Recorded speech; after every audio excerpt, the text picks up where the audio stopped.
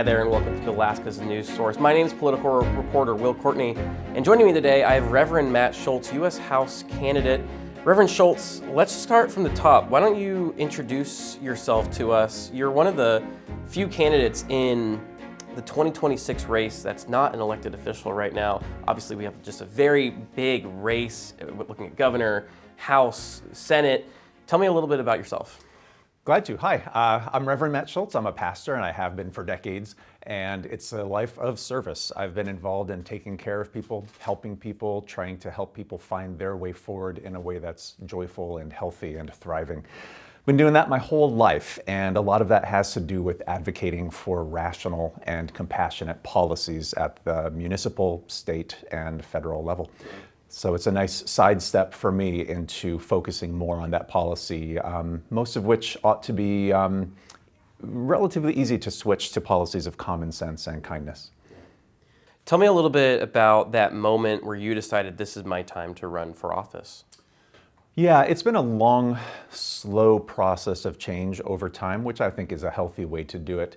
But the straw that broke the camel's back was when the so-called Big Beautiful Bill was passed, and Nick Begich sent around an email gloating about it, while at the same time, people from all over the state were coming to me expressing their pain and sorrow and all the bad things that were going to come from it. Over and over and over again, they kept saying, why doesn't somebody do something about this? And I felt it was my responsibility to do so. Tell me a little bit about your issues with the Big Beautiful Bill. We were just at a meeting yesterday, and just for reference, we're taping on Tuesday of last week. Tell me a little bit about your gripes with the Big Beautiful Bill. Senator Dan Sullivan spoke on Monday a little bit about why he thinks it's great for Alaska, and it's investing all this resources into the Rural Health Transformation Fund and into military. Tell me why you think it's a bad piece of legislation. He's just saying what he's been told to say. I don't disparage him that, but in my opinion, it is a massive cash giveaway to the billionaires at the expense of working families. And then where's that cash going to billionaires? Is this in the Medicaid? Well, there's certainly, all of the above. If you look through the whole bill and look at all the various ways it's been interpreted, even by conservative think tanks, we can see that there are tax cuts to the very, very wealthy and tax increases to those who are struggling. And on the similar things, not all related only to the Big Beautiful Bill, but on the other policies that this administration is pushing for, and Nick Begich is following suit with every single one of them. We see poor people and working class families struggling in terms of food security or affordability of daily life. And then Senator Sullivan also talking a little bit about how, in his understanding, that formula for how Medicaid is funded is not going to impact Alaska the same way it impacts other states, talking something about the way that the taxes work for the funding of Medicaid. Is that your understanding? Or No, I do not take him at his word on that. And again, I'm not running against Senator Sullivan, right. But I don't think he's accurate. I don't think the facts bear that out. And also, even if we take a wild leap and say that were true, which I don't accept as factual, I'm not prepared to throw Indiana under the bus. I'm not prepared to say to the rest of the country, we don't care about you so long as we got ours. If something is bad for America, it's also bad for Alaska. We're all in this together. Yeah. Tell me a little bit about why you want to be U.S. representative. You said that Big Beautiful Bill broke the camel's back, but obviously there's got to be a lot else moving as well. Tell me a little bit about why you want to run right now. I see people all across the state who are struggling just to get by. They can't make their rent. They can't buy groceries the way that they could even just a year ago. And that's because of policy choices that are being made in Washington by people who are so disconnected from our daily life. People like us who just go to the grocery store to get enough just for the day, to try to get by, and have to do the math to put the milk back because we can't afford it today. That's something a millionaire in Washington, D.C. just doesn't understand. It's supposed to be a representative government, and they don't represent us. They represent some very strange sliver of society that never has to worry about where their next meal or next paycheck is coming from. Yeah. At the same time, there has been a dereliction of duty on the part of Congress to hold the executive branch accountable and hold it within the checks and balances, the divisions of powers. And in a really broad sense, there's a lack of ethical behavior, a lack of ethical forethought in many of the policies that are being put forward, and also just the daily conduct, the way people are speaking to each other. I think Alaskans are sick and tired of the cruelty and the callousness and the lack of cooperation. So it's my hope to to heal that, to create a type of politics where Republicans and Democrats work together, where independents are given a huge seat at the table to say, how can we all work together as Americans? How can we all work together to make Alaska healthier and happier instead of just fighting each other? Yeah, and I guess just kind of describe to me the tenor of political discourse in Alaska. I mean, if that's something that you think is really important. Obviously, you see these headlines and the clashing on places like C-SPAN or on the major networks of lawmakers going at lawmakers, and even recently, Representative Green stepping away from her position because of dissent between her and the president. Is that something that we see here in Alaska, or is that mainly kept to Washington? That's a human being problem, and it is what we make it. And so any place can be really bad, and it can also become really, really good. So my general way of being is I like to focus on those positive things and use positive reinforcement. So here in Alaska, we have a bipartisan coalition at the state legislative level that has been really good at accomplishing positive steps forward. I think that's possible at the federal level also. There's no reason that we can't reach across the aisle and foster an atmosphere of cooperation. And it's been there in the past. We know this from our own personal and national history, that parties can work together to build the common good. Yeah. And you mentioned affordability too just a moment ago. That's something that President Trump ran on, making sure the economy is one that people are able to buy houses, and they go to the grocery store and the price of eggs aren't sky high, right? I mean, is that something that you think President Trump has been working towards, or the legislature has been working towards, or is there still a lot more work to be done? As to what their internal motivations are, I couldn't tell you, but I can tell you that when they came into office, prices were here, and today they're here. So whatever they've been trying to do, either they've betrayed those purposes, or they haven't been succeeding at them. They've had plenty of time to make an improvement, and they failed to do so. There's only one seat for Alaska in the U.S. House. That's 1 out of 435. It's a pretty small voice. How do you make Alaska's voice louder in the U.S. Congress? With anyone going to Congress, the way you're going to be successful is by building coalitions, building these relationships, showing and proving day after day that you'll put in 24 hours a day to cooperate and work as part of a team to get the job done. I believe that our current representative, as a freshman, hasn't been terribly effective at doing that. He's representing one very small sliver. And I believe that nationally we are seeing a wave trending toward the purple and the blue, and coming in as part of that wave, I will be much better positioned to get things done in a team than he would be if he goes back as one lone red person. Do you think Alaska is trending towards the blue? Oh, sure. Yeah, we can see that in the state history and statistics. Yeah, Alaska is very much a purple state. It's up for grabs. Because I think a lot of people would maybe dispute that. I think they might, but I think they'd be wrong. I'd be happy to chat with them about that. But if you look at our state history, there's plenty of Democrats and independents being elected all the time. Yeah.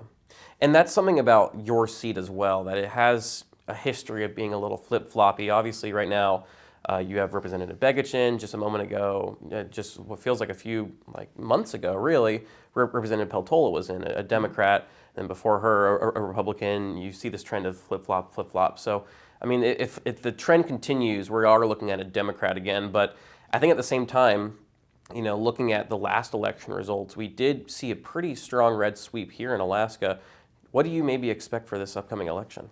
I see the opposite. I see a blue sweep coming. I think in local Alaska elections, just in the past couple of months, we've seen a lot of progressive candidates come forward and get some wonderful victories here in the state. I think that's going to continue. There's always an arm wrestling match going on. There's always people making predictions, but just like in football, that's why we play the game.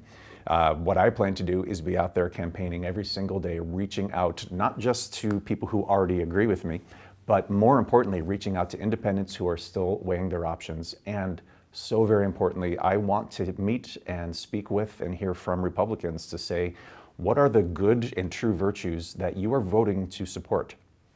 Every Republican I've met is voting with good purposes in their heart. They want a nation that's secure and prosperous, right? And we have a lot of shared things. I'm going to reach out and talk to them and see how our priorities can align. Have you spoken with former Representative Peltola? Yeah, we've spoken a little bit, yeah. What has she told you about running for this seat? She's been supportive in helping me to find the pathway forward, who I should talk to, what types of issues are important. She's been very kind. Yeah. Do you expect her to run for this seat? I don't know what her plans are, sorry.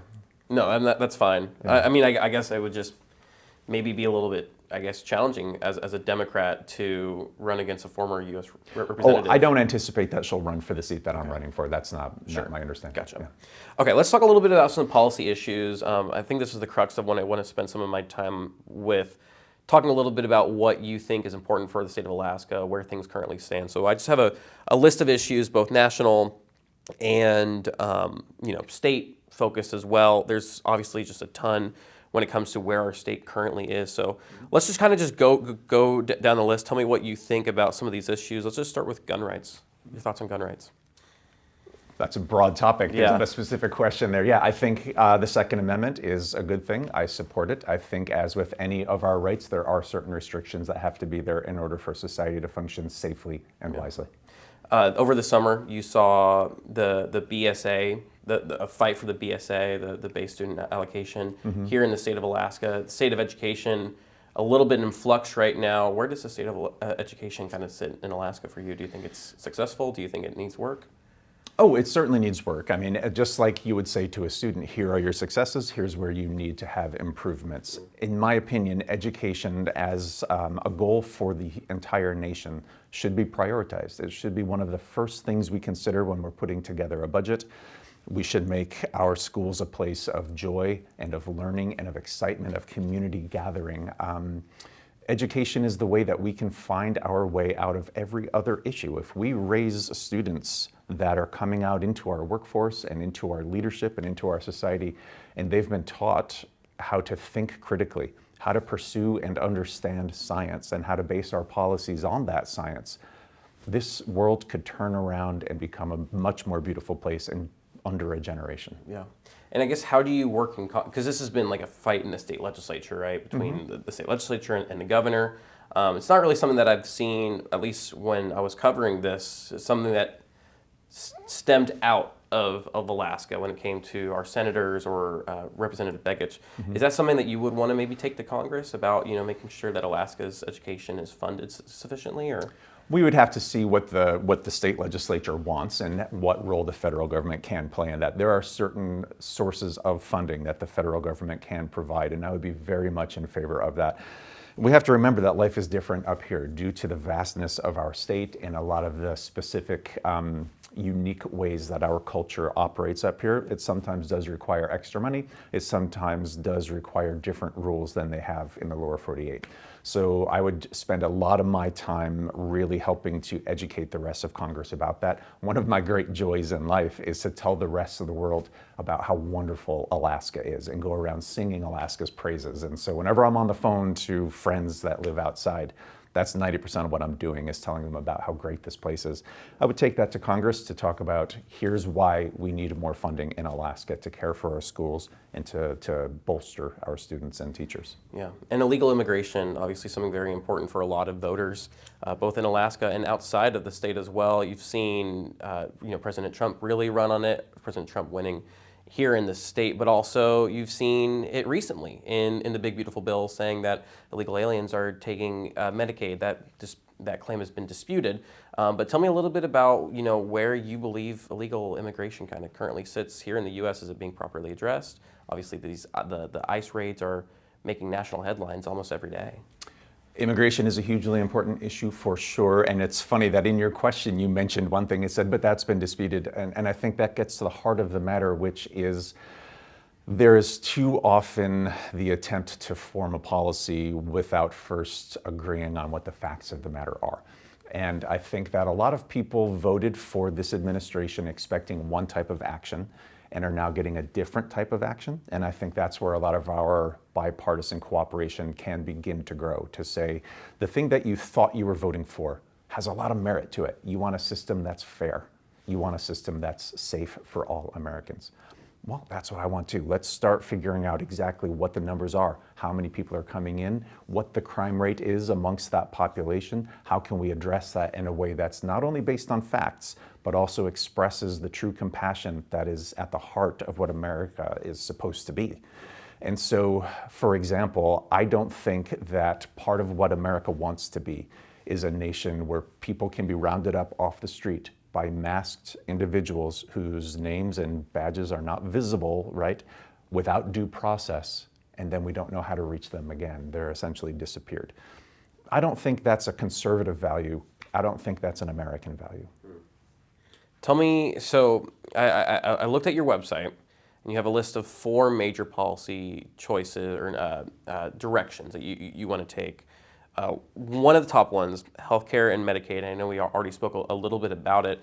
I want to go back a little bit and look at the government shutdown. Obviously, you had Senate Democrats for 43 days fighting for those enhanced premium tax credits. Seems like those are a little bit in a strange state right now. They're a little bit in flux. Do you believe these subsidies need to be extended? Yes, absolutely. Yeah, and you can even see, I believe Senator Sullivan is now trying to find a way to push that forward. It's a little bit like, putting out the fire that he caused. So, okay, I'll take that help now. It would have been much better if they had seen that problem coming down the pike like the rest of us did and say, let's fix it before it does harm to people. We've seen people's rates just explode enormously. The numbers are mind-boggling, and I don't know anyone within my circle of friends, certainly no one in the state, that could handle an increase of thousands of dollars per month just to get their basic medical needs met. It's a terrible, terrible situation. I place it squarely on the shoulders of this current administration. Yeah. And I think the plan that you just mentioned there seems to have a little bit of administration support to some degree, is to, instead of sending those dollars that currently go to insurance companies, to send them to individuals themselves.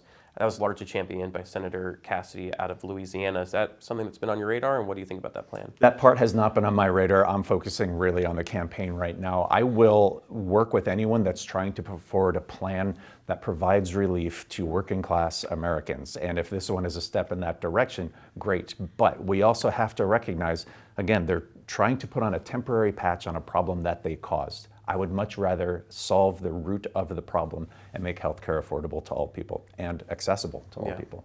And then you also mentioned protecting Alaska's way of life. That one's kind of stuck out to me because Alaska does have to play somewhat of a balancing act. You saw a lot of our income that really put us on the map from taps, right? Which does take oil out of the ground and ship that out, and that's where we get a lot of our revenue. It plays a massive role. Something that we're seeing right now because the budget is getting smaller and smaller and smaller. How do you play that balancing act of both protecting Alaska's way of life and subsistence living, but also making sure that we're able to receive the revenue from, at times exploiting that harvest that we get from Alaska, from timber, from seafood, from oil? I think one of the things I might raise is to say, let's not use the word exploiting. I think there are natural resources that should be developed, that we want to develop, and make sure that these natural resources are resourced in a way that is ethical and equitable and just. So we're not going to stop taking oil from the ground or timber from our forests within the next who knows how long, right? It's part of the American and the entire world's way of life right now. The question we should ask ourselves is, how can we do it in a way that is equitable for the people who are alive now, in a way that keeps people's jobs so that they can continue to thrive, while at the same time keeping a really solid eye on the lives of our grandkids and our great-grandkids? Are we going to do this in a way so that the people in the small towns and villages all the way across Alaska share in the financial bounty that is being harvested there, right? It shouldn't just go to some corporation in a different state far, far away. It should go to the people of Alaska. And our great-grandchildren, are they going to have salmon runs? Are they going to have clean water? They've got to have a seat at the table, and the only way to give those great-grandkids a seat at the table is for us to choose ethical and just behavior. Yeah. And Alaska LNG, obviously something that may be on the horizon. It's still kind of up in the air. Where do you kind of stand on the LNG project? Do you think it's something that needs to get done? And if it needs to, how? I am invigorated by the maybe. I think there's a lot of hope and a lot of potential out there. I don't think it's a rare position for me to take to say, I'm not sold yet. There's a lot of really great things. I want to keep seeing it. I want people to keep exploring the potential there. Because if it works the way some people are promising, marvelous, right? But there's a long way to go before that's proof. Yeah, and you also say bringing good jobs home to Alaska. How do you bring good jobs to Alaska? I think a lot of people see things that cost money as like lost money, but this is an investment. One of the major sources of people jobs up here, I would say like the vast majority, we have the federal government, we have the military, and both of those, of course, are all washed in together. And those are investments not only in people's jobs, but also in the way our society runs. The military being up here, taking part in many different investments in Arctic safety and Arctic policies, wonderful, we got to do that, more of that. The federal government, rather than taking a chainsaw to it, I would like to take a scalpel, fix some of the problems, and invest in how the federal government is part of Alaska's well-functioning society up here. I would love to see a lot of investment in our education system in here, and our higher education as well. There is so much of an exciting frontier in the life of the Arctic up here from a scientific point of view that we can be studying and learning. This should be the forefront of that kind of scientific learning and alternative energy as well. This is a place where clean energy equals dollars, it equals jobs. We could be creating so many jobs up here if we keep on being willing to invest in that learning curve. Yeah. Let's say you come into office, day one, how do you plan on spending your day? My very first day would be spent reaching out to people that are the opposite of me ideologically. I want to find people who you might think would never give me the time of day and make sure that there's a bridge being built there. I look at what happened with Marjorie Taylor Greene, and I think on one hand there's potential for so much good because we had a person who had been deeply ensconced in one extremist point of view, showing now that she's willing to change and grow and learn.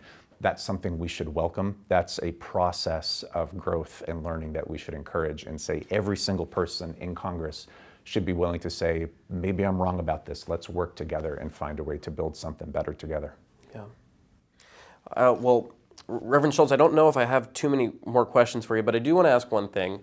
I think when it comes to this seat in particular, when they see a Democrat, they might be thinking of Mary Peltola, right? And I want to ask you directly, are you running to the left of Mary Peltola or to the right of Mary Peltola? I don't think left and right as labels function very well for Alaska. We don't do anything like the lower 48 does. We are our own business up here. We're our own culture, and it's a joyful place where I like to say that Alaskans are just plain unique and wonderful. So I'm not going to use those labels. I don't see this as a left versus right moment in history. I see this as a billionaires versus working class families type of moment in history. I'm going to be out there fighting for people who are working as hard as they can, but they just can't afford the groceries anymore.